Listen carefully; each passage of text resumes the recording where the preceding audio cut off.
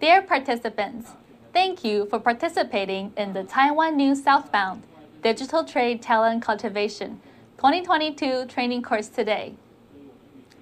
First of all, we invite Ms. Dingtia Zhang, Director General of Bureau of Foreign Trade, Ministry of Economic Affairs, to give us a speech.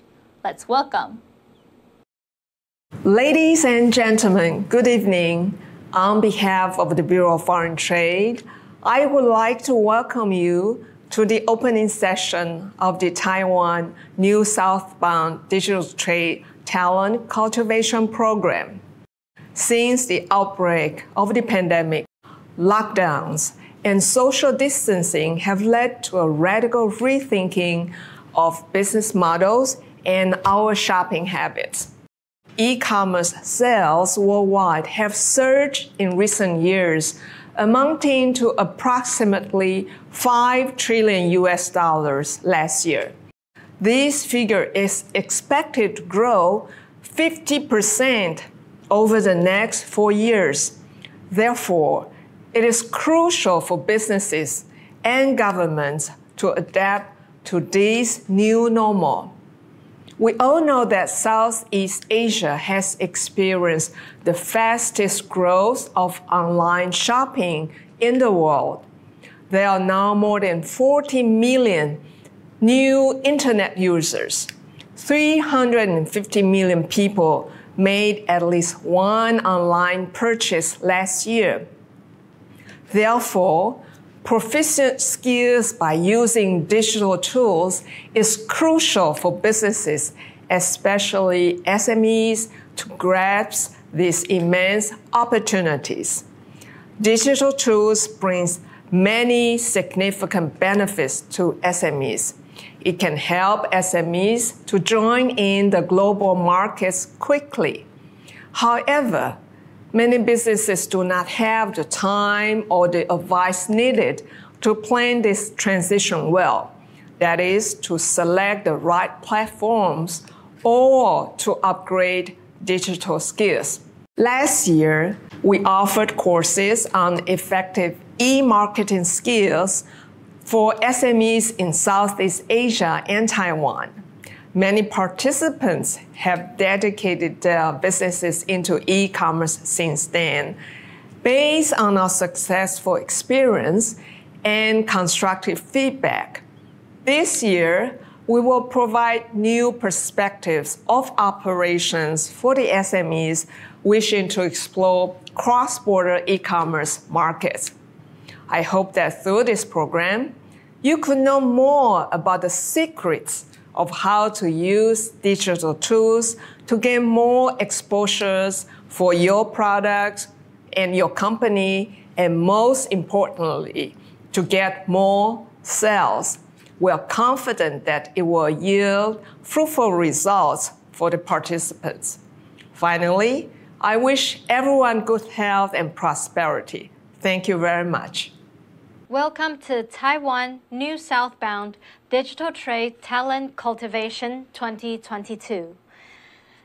This is a total of 6-hour course where in the first hour, we're going to talk about Introduction to Cross-Border E-commerce.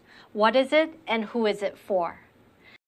So before we get started, my name is Jennifer Chen, and I'm currently the head of APAC for DIP. DIP is a SaaS for cross-channel design automation for online brands. So if you run an online business that requires you to show your products across different marketplaces or promote your products or business on different social media or advertising networks, DIP is your one-stop solution for creating images for all of your products that fits for all the marketplaces and social media networks and advertising networks, formats and sizing requirements. You can learn more about us on withdip.com. So, to kick off on this introduction to cross-border e-commerce, let's first understand why e-commerce is important now. To get And then we will be covering how COVID-19 has impacted e-commerce and what is the future of e-commerce. In the third topic, we're going to look at who is suitable for e-commerce and how you can go about it. And the fourth and last topic will be understanding the difference between domestic and cross-border e-commerce. So why e-commerce now and why is it important? Before we actually dive a little deeper into this topic, I want to play a short video for you.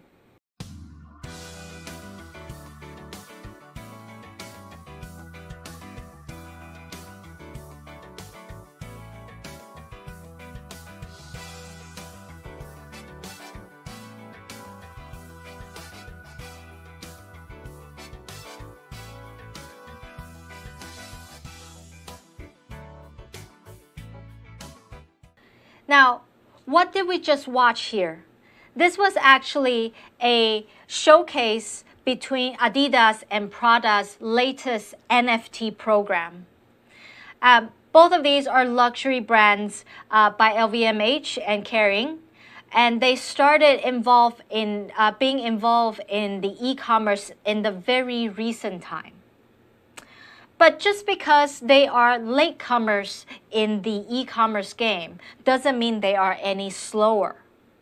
While the rest of the world, a lot of us may still think of Adidas as this sports apparel brand where we can purchase nice looking sneakers and pants, nice looking sneakers and athleisure outfits, and Prada being this luxury brand where they sell very expensive handbags. Brands like this are not only turning to e-commerce, they're coming up with different ways to market and brand themselves as the latest fashion brands that's combined with technology. So this NFT program is actually a very good showcase of how luxury brands have not only been able to transition themselves into e-commerce, but have been able to enter what we call the metaverse, Web 3.0 age. So why is this important? Because for Prada, so why is this important? While a few leading luxury companies like Rolex or Chanel, they still believe that for some of their categories, the final client purchasing experience has to happen in the physical store. A lot of luxury brands have made the effort to turn to e-commerce and see a significant growth. For Prada, for example, its online sales were 5 times higher in 2021 compared to 2019, and it now accounts for 7% of its total retail sales. Prada Group revealed that its online sales were 5 times higher and up 61% compared to the year 2020. And the group says that it expects to boost investments in its digital footprint in order to enhance consumers' experience. A year later, Prada stated that the COVID-19 pandemic actually accelerated the digital evolution, reinforcing Prada Group's omni-channel strategy, prompting e-commerce sales to surge by 200%. Now, why is that an important stat to share with you? Because a lot of us may be taking this course because we're still wondering whether or not e-commerce is for us, whether or not we should enter our business into this different sales channel. Well, I'm here to tell you that e-commerce is no longer different. E-commerce is not for you to contemplate whether or not you want to enter, because it is now the daily normality for all of our day-to-day lifestyles. So to understand it, so instead of wondering whether or not e-commerce is for us, actually, let's tap into how some of these e-commerce models are working for luxury brands, and perhaps draw some inspiration on how we can expand our sales strategies into the e-commerce world. So, luxury e-commerce models tend to include 5 different methods. The first one is what we call the pure play multi-brand e-tailers or marketplaces. And that means multi-brand online shop where there is a wide range of luxury brands, and as a customer, it's basically a one-stop shop for you to shop on, and you can purchase many products from many brands. A great example of that would be Farfetch from the UK, or JD.com Luxury. After that pure play model, pure play multi-brand e-tailer model, there is a pure play specialist multi-brand e-commerce sites. What that actually means is that as an online shop, you are still multi-brand. However, you focus on a very specific category or niche of categories, and all of your brands belong to those categories. So an example of that would be Sephora, where it is a luxury multi-brand marketplace. However, they only sell skincare, cosmetics, and fragrance products. Another example would be The RealReal, which is a secondhand, pre-loved, pre-owned luxury fashion marketplace where customers can buy and sell secondhand, pre-owned luxury items. The third business model would be the mono-brand e-commerce sites, which what it means is it's owned and operated by major luxury brand owners. It is the most common model as far as consumers' understanding goes, where these days we expect every brand to have their own e-commerce website. So in the fashion example, you can go to LouisVuitton.com to buy Louis Vuitton items, or Gucci.com to buy Gucci items. Obviously, outside of the luxury category, you can everybody expects to go to L'Oreal to buy skincare products, or to go to Nike and buy sportswear. Then we have multi-brand e-commerce sites.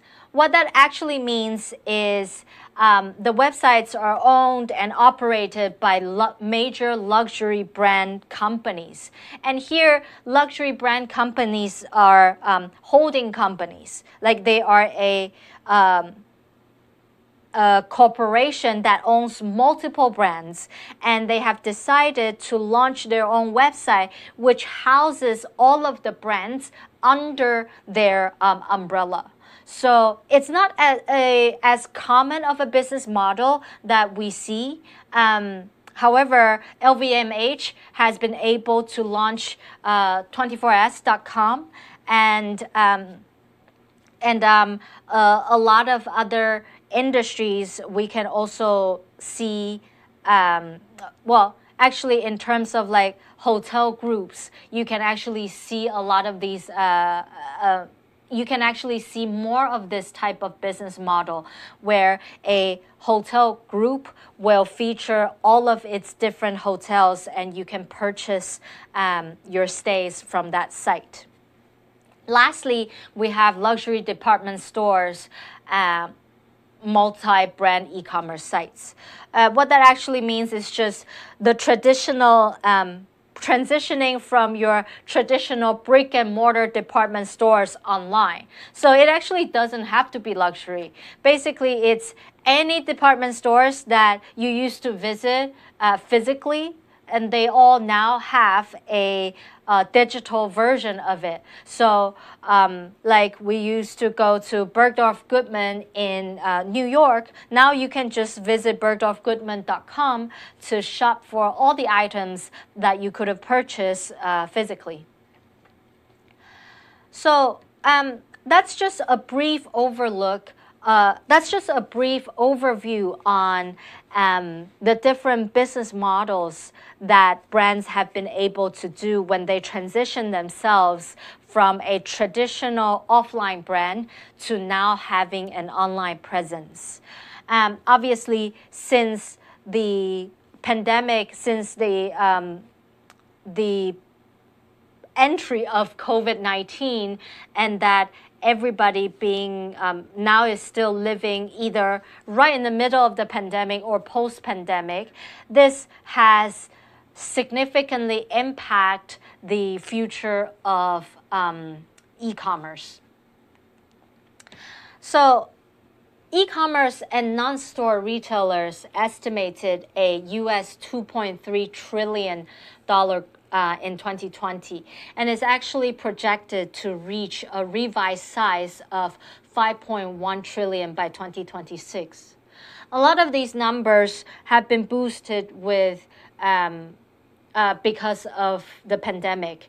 Pandemic obviously is not going anywhere, but it has so far shaped so many, and it has so far changed so many of our lifestyles, and as far as we can see, it's here to stay.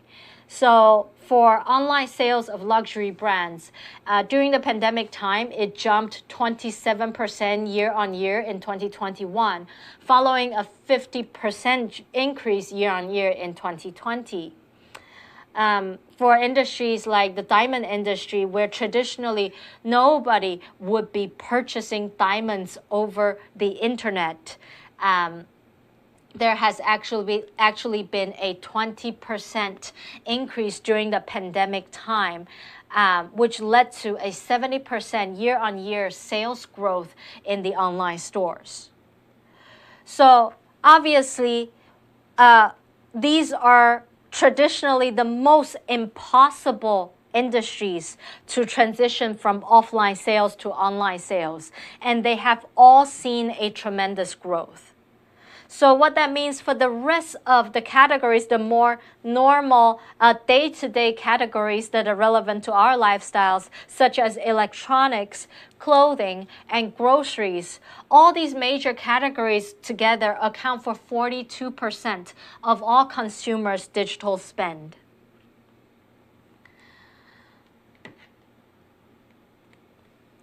And for Vietnam, the fastest growing e-commerce categories post-pandemic are these following. So they're not just the fastest growing, they are also the 5 categories that have grown the most. The first one is baby safety. Obviously, during the pandemic time, we are still having babies. We are still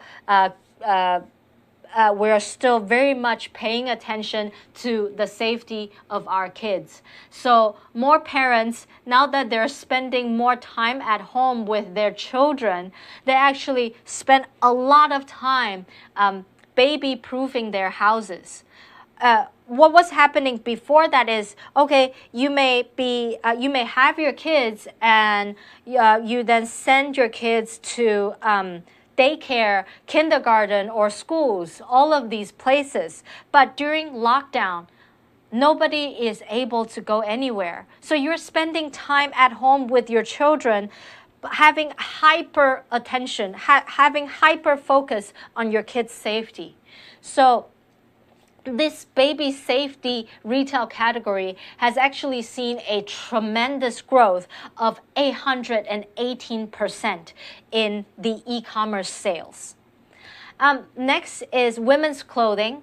While women's clothing has always been a very popular category.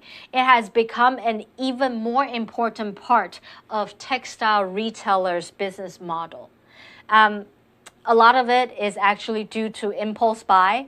When you spend so much time at home, not knowing what to do, even though you're not actually going anywhere, you are just accustomed to the habit of shopping. And when shopping is now a habit and you have nothing else better to do, buying things online or shopping for new clothes online for that one day when you're able to go out is actually the reason why women's clothing has been able to grow 436% during the post-pandemic time. The next category is baby and toddler toys. Baby and toddler toys, again, that is because, we're all spending more time at home now.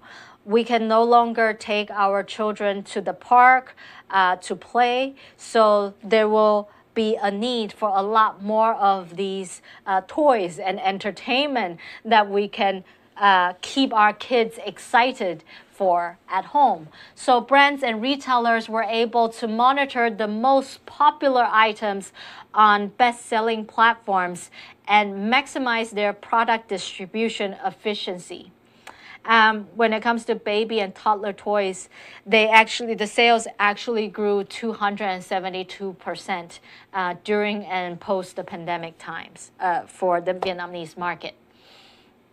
The fourth category is bedding. Now that we're spending more time at home, furniture, bedding are all becoming more relevant. Actually, they're just getting a lot more of our attention because we have nothing else to pay attention to. So fresh bedding has become a necessity and is one of the more surprising categories for e-commerce. And it grew a total of 181%. The fifth category is food supplement. So the fifth category is food supplement. It had a total growth of 367%. The rise suggests users purchasing supplements for a healthier lifestyle. I think just like during the pandemic, for a short period of time, the world was in a shortage of gloves or masks. As people work through the challenge with the pandemic, people are also starting to pay more attention to upkeep a healthier lifestyle. And that indirectly brings our focus to purchasing more food supplements.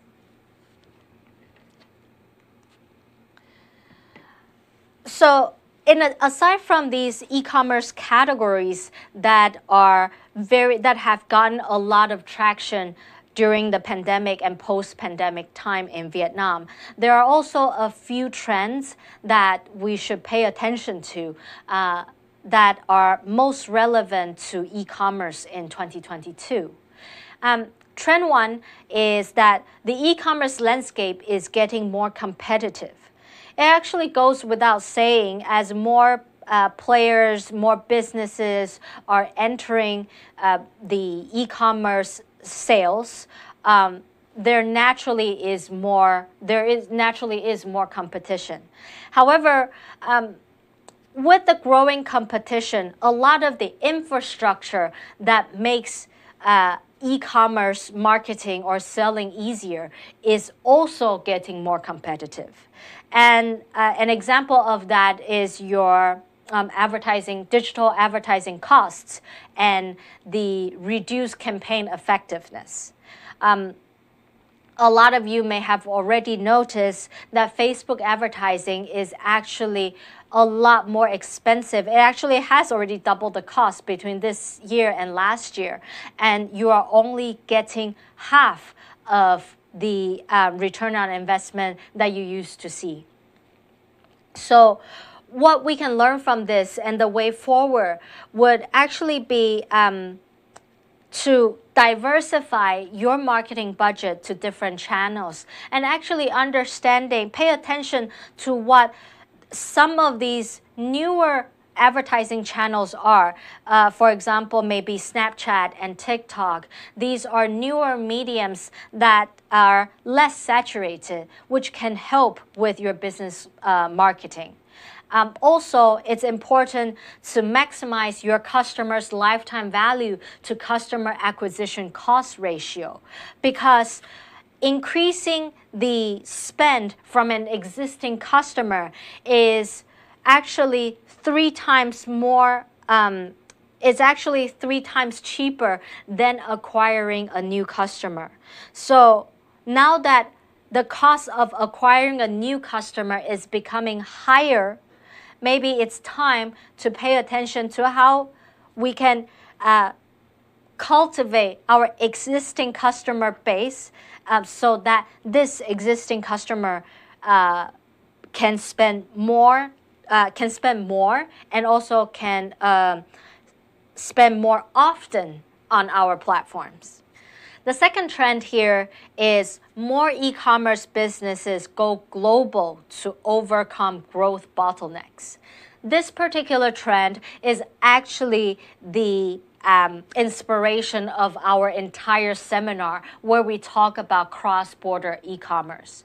As competitions become more severe in the market that you are currently in your home market, it may be wise for you to explore additional markets that you may be able to see more growth in. So we can see that more businesses are now going global because they are experiencing a bottleneck in their home country. However, the challenge of that would be to navigate through the different obstacles when it comes to foreign expansion.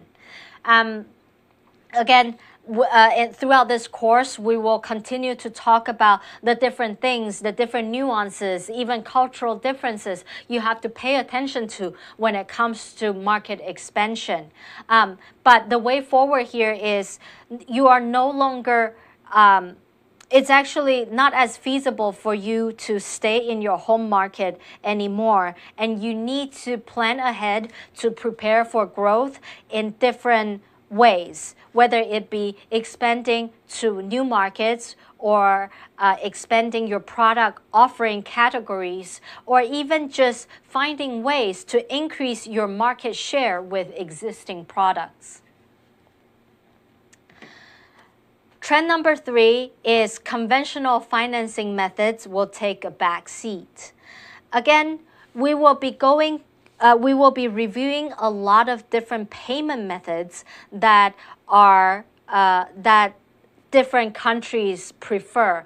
But in this case, when we talk about financing methods, we're actually talking about how a business can find different ways to finance your operations.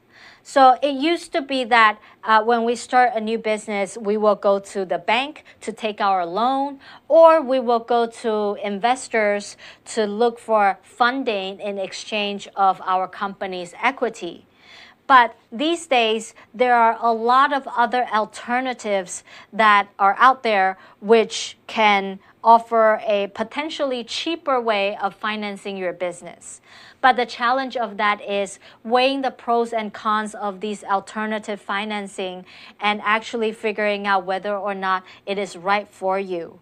Because one way, say the revenue-based financing model, it actually allows business owners to get financing help with based on the revenue that they are bringing in.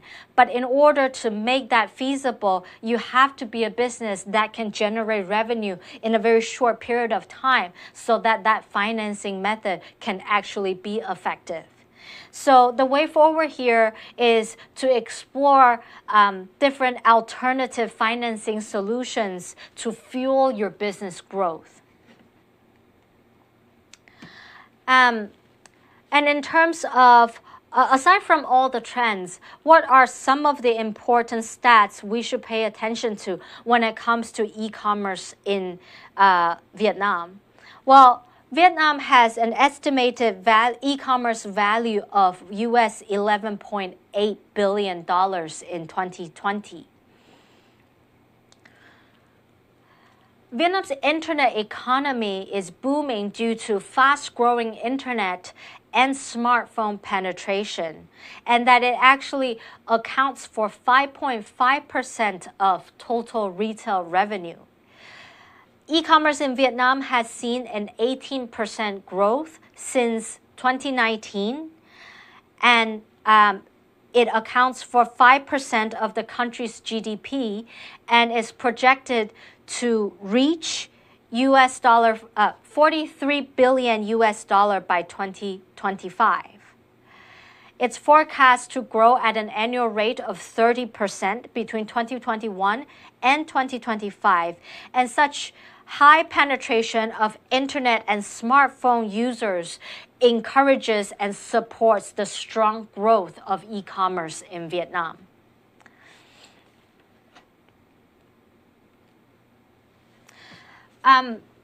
So based on that stat, we can actually see some of the value change of fast market consumer goods retail channels and how it has shifted in the last year for Vietnamese shoppers. So in the categories of drugstores, online channels, and mini markets, you can see a growth in terms of people's shopping preference. Drugstores has a growth of 65%, while online channels has grown 36%.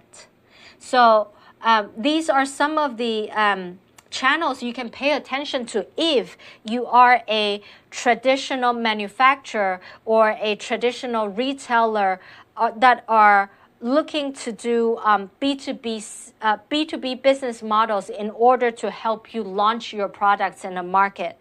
A lot of times when we do B2B business models, we will choose to partner with different sellers. However, by paying attention to what seller or what selling channels are getting the most amount of traction will help you identify the most effective retail channels for your products. And that also means it's important to pay attention that pharmacies, specialty stores, or your conventional convenience stores, during the pandemic time actually has a negative value change, which means the value,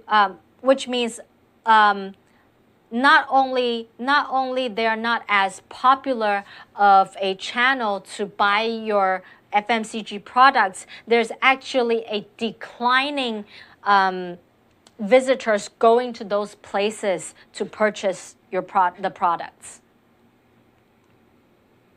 Okay, so who is suitable for developing e-commerce? To understand whether or not you are suitable for developing e-commerce, it's important to understand where you currently are and what types of products you're selling in order to identify whether or not an e-commerce sales strategy is right for you. For Vietnam, 1.5 million people are added to Vietnam's middle income class every year during 2015 and 2020.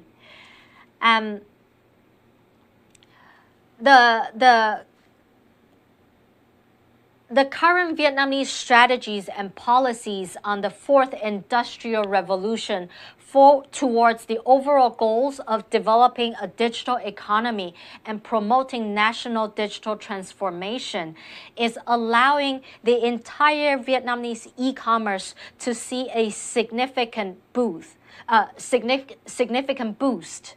The plan aims to promote the broad application of e-commerce in businesses and consumers, to narrow the gap between major cities and localities, and build a sustainable virtual market, and increase cross-border online trading. In particular, the government of Vietnam actively promotes a non-cash payment society with the goal of increasing the cashless payment to over 50% by 2025. So the middle income class in Vietnam, the middle income class in Vietnam has been growing steadily over the past 10 years. And why is that an important stat for us to pay attention to? Because the population accounts for 13% of Vietnam's total population, and is actually expected to reach 26% by 2026.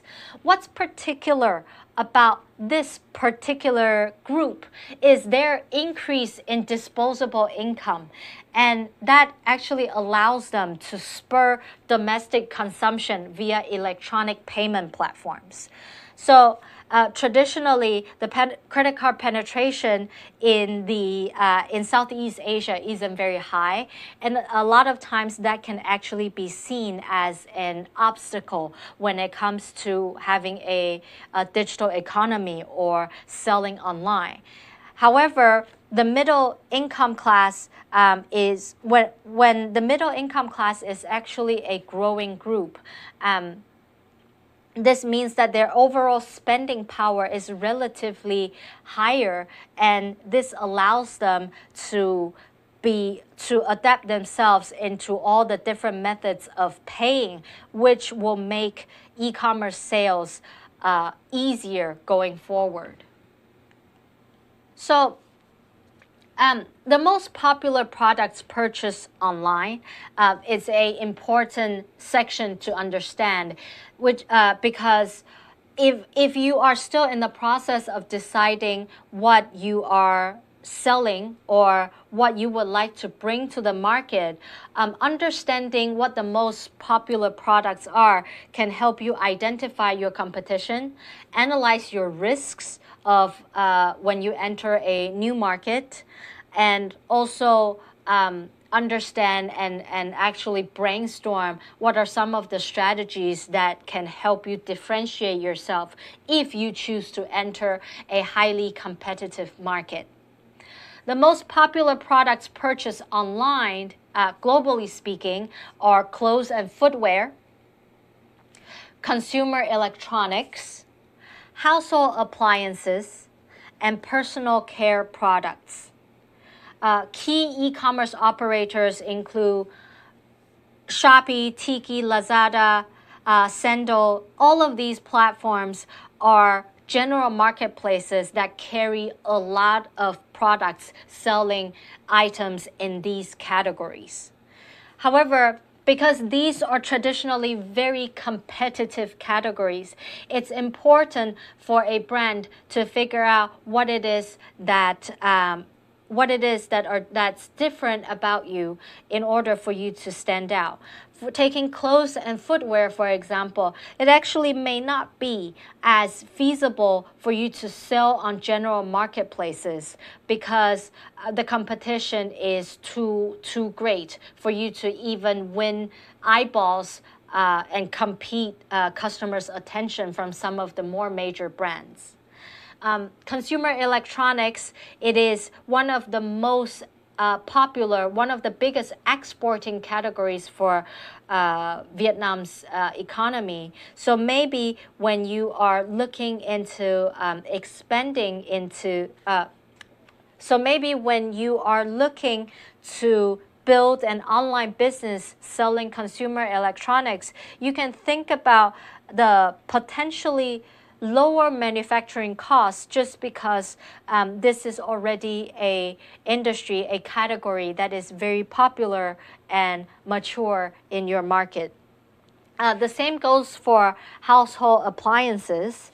And lastly is personal care products. However, when it comes to personal care products, it's important to pay attention to the extreme stickiness that online shoppers may have, or just shoppers in general may have towards products that they already are accustomed to, brands that they already prefer. So the key e-commerce operators in Vietnam are Shopee, Tiki, Lazada, the Mobile World, and Sendo. And all of these are general marketplaces that target a wide variety of demographic. It is important to pay attention to the profit margin or the different deals that you can figure out with all of these marketplaces. Because if you're an e-commerce operator, it's actually very rare that you would stick to a single platform these days. However, you also don't want to expand to all of them in a short period of time, because that may confuse you and you may not have the necessary logistics and power to manage all of these sales channels. So one feasible technique is to identify what products you would like to sell and what are the target customers that are more likely to purchase the products that you are selling. Then do some research to identify where these customers exist. Because people who love to shop on Shopee can have a slight difference from people who like to shop on Tiki or Lazada. So it's important for you to reverse engineer your entire operation strategy. First, to understand what you can make, what you want to sell, then to understand who will buy your products, then to figure out where those buyers usually shop, then to pick a marketplace where it's most likely for you to interact with your target customers to set up your first shop. Once you figure out your marketing strategy for that particular marketplace, then expand to additional marketplaces. And these marketplaces can be domestic or international if you want to tap into cross-border selling.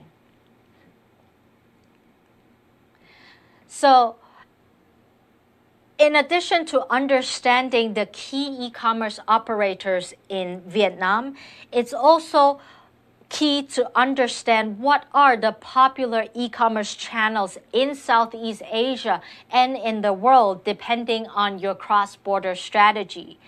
If you are a Vietnamese brand and you want to go after Indonesia, the Indonesian market, it's important for you to know that Tokopedia, Bukalapak, and Shopee are the top 3 most popular e-commerce channels for that country. And while Lazada is very popular in the rest of Southeast Asia, it actually stands at the 4th place. For Malaysia, it's Lazada, Shopee, and Latlong that are the more popular e-commerce channels. And for the Philippines, there is Lazada, Shopee, and Zalora. It's important to mention Zalora because Zalora is actually not a general marketplace.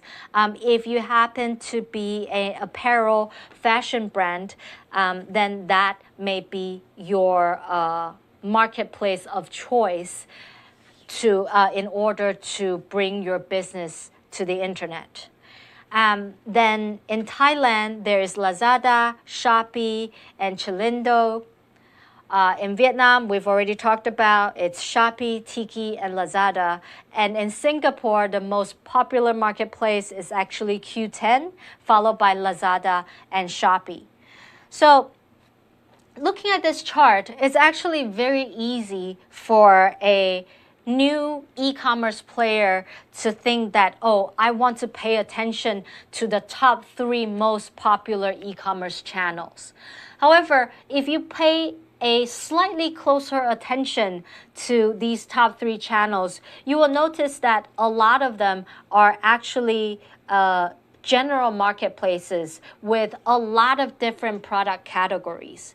What that means is if you are not a general brand, you're actually a cosmetic brand or an electronics brand or even a food brand, you may not be getting as much traction, or you may not see as much success in these top marketplaces because you do not have a sufficient enough marketing budget to compete with the key players that are already in those platforms.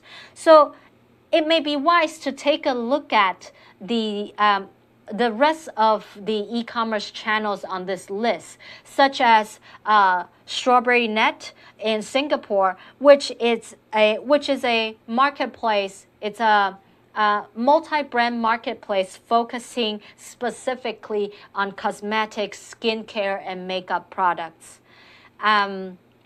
Other channels like JD Luxury, it focuses on the more high-end apparel or more high-end fashion. Then you can see the Fashion Valet or other platforms that are specifically designated to apparel retail categories. So if you're not selling, if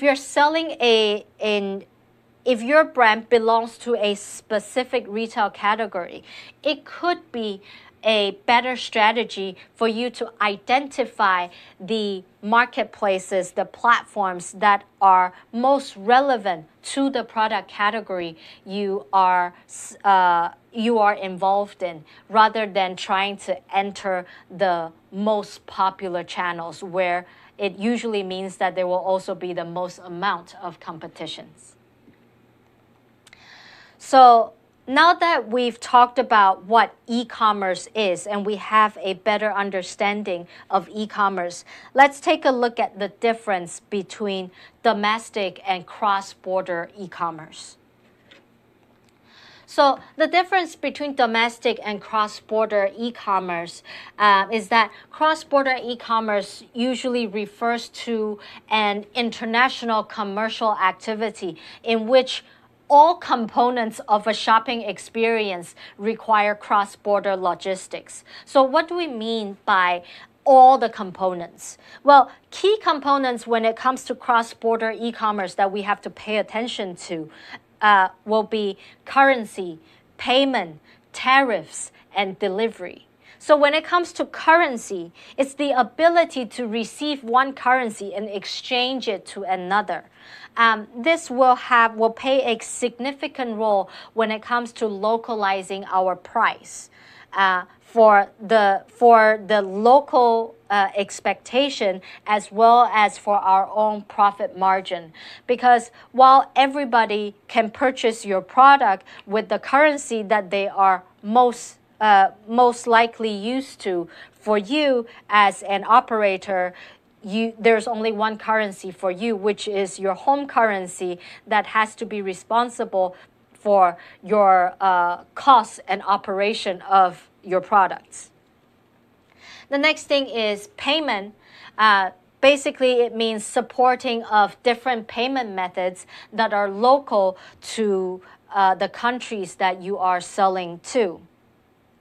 So obviously, different countries will have their own preferences in terms of payments, but it's important for an e-commerce operator to understand what those really are in order to build a cross-border business that caters to different local needs. The third, tariffs, is actually a big part of cross-border businesses, because it deals with the cross-border taxes for different product categories. So again, it depends on where you are selling to and what you are selling. Tariffs will be a key element that you pay close attention to, because again, it can become very expensive if you are not assessing the tariffs, the taxes properly. Then it's delivery methods. Delivery methods, costs, and time that accommodate expectations from different countries will be a key to pay attention to when it comes to cross-border e-commerce, because delivery methods are different, are definitely different, and obviously costs are definitely different. But the expectation of how fast a delivery should be and how cheap a delivery should be is a more subjective opinion that can vary from one country to another. I'll give you an example. For US consumers, most people actually expect delivery to be free and also next day. In Taiwan, because the country is slightly smaller, there's actually a 8-hour delivery offer coming from some of the more major marketplaces. So what are the opportunities when it comes to doing cross-border e-commerce? It's important to note that in 2020, over 2 billion of online shoppers, or 60% of target global population, would be transacting 13.5% of their overall retail consumptions online, equivalent to a market value of US $3.4 trillion. What that means is doing e-commerce, again, it's no longer a question because every buyer, almost all the shoppers are now on the internet. And actually, as e-commerce becomes more and more normal, it's only expected that more of these shoppers become accustomed to buying from different countries. So cross-border e-commerce in Southeast Asia, actually, the stats show that 600 million consumers and 260 million people, well, in Southeast Asia, with 600 million consumers and 260 million people online, it is the largest market of internet users in the world. And because of the natural geography of the Southeast Asian region, a lot of people are already accustomed to shopping cross-border. For a Singapore consumer to buy from Malaysia, I mean, that doesn't require cross-border, that doesn't require e-commerce, because we can already see a lot of Singaporeans on the weekends driving to Malaysia just so that they can purchase cheaper items. So cross-border commerce is a norm, and expecting cross-border e-commerce to becoming the norm is basically the basics now. For Australia, Australians love buying clothes from online businesses from outside their borders. So because for Australia, for a island that is really far away from the rest of the world, they actually have a tendency of purchasing items overseas so that they can get better access to brands, better access to products that may not be available in their home country. So for people in this country, actually cross-border e-commerce is a very common practice. And for France, it is actually the fastest growing e-commerce And for France, the fastest growing e-commerce segment is actually cross-border purchase. Over 50% of all French consumers regularly buy from cross-border merchants. And again, I think that comes down to, the geographic advantage of Europe, where there are multiple countries bordering each other. So it makes purchasing items from a different country seems a lot more borderless when it comes to, say, Australian shoppers purchasing from Japan, because you are under one trade agreement, which is the EU trade agreement. So dealing with, and you actually share one currency, which is the euro, then that actually resolves a lot of cross-border shopping challenges. Mexico, it's worth mentioning, however, it is a long-term market investment. Because of its payment obstacles, it's not as common of a place for businesses to expand into when it comes to cross-border e-commerce. However, it is a big enough market, and the way Amazon has chosen to enter the Mexican market is to partner with local retailer to ensure that customers can pay for their purchases with cash rather than having to turn to digital payments on the internet. So let's do a quick recap and look at some of the resources that can help us prepare for the next 5 hours of courses. The notes to remember from this course is that e-commerce was the fastest growing distribution channel in 2021. Up 27% compared to 2020. However, up a significant 89% when compared to 2019. So during the pandemic time, it definitely has drastically boosted the e-commerce sales. For Vietnam, Vietnamese e-commerce market reached an estimated value of US $11.8 billion in 2020 and is expected to continue to grow at an annual rate of 30% between 2021 and 2025. Again, all of that goes along with the government's policy of making digital trade easier and making and transitioning its country into a cashless payment country. So for Vietnamese business operators, manufacturers, or if you are a small business owners looking to start a new business and in the digital world, you can definitely tap into the government's policy to ride that wave of e-commerce growth. The most growing retail categories for Vietnam are baby safety, women's clothing, baby and toddler toys, bedding, and food supplements. Again, in order to understand what product categories are most popular, it's better to understand what people's behaviors have changed throughout the pandemic time.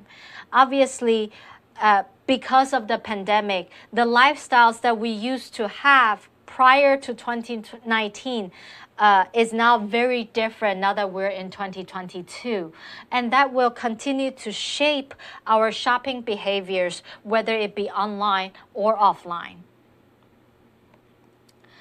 So this is only an introduction to e-commerce and cross-border e-commerce. In the next 5 hours, we'll be going into a lot more details about what it's like to build a business online, how to set up an attractive online business, its store, its social media strategies, and also how to manage cultural differences when we're doing cross-border e-commerce. So how you can prepare for the next course is actually just think about your one-sentence introduction for the product or products that you're going to sell. And you can feel free to share this with everybody participating in this course so that we can all help you to understand a little bit more about your business. And also share with the audience who and where you will be selling this product. Again, we will be covering how to do market analysis in order to decide where you can expand into. But it's good if you can prepare who and where you will be selling this product so we can use the second hour as a way to validate some of your assumptions and see where we can improve from there. And I think lastly, what would be really interesting for you to share with all of the other students is what stage of the business are you in? Are you at? Meaning, are you still just brainstorming about an idea? Or you have an idea and you're actually preparing, planning for all the materials so that you can, you're getting ready to launch? Or you've actually already soft launched your business, or you've been actively running your business for a long time and you are ready for expansion. Again, all of these different stages means that you have different worries, different challenges that you have to get through. So hopefully, as you share some of the details about your business or what you're thinking of, it can help us to cover some topics that can help you improve your entire strategy. So that's it for today's course. In the next class, we will cover best and worst cases when it comes to doing market research, and what is the market research framework that we can use, and most importantly, there will be free tools and templates for your market research. So that's it for today. Thank you for tuning in and see you next time. Thank you.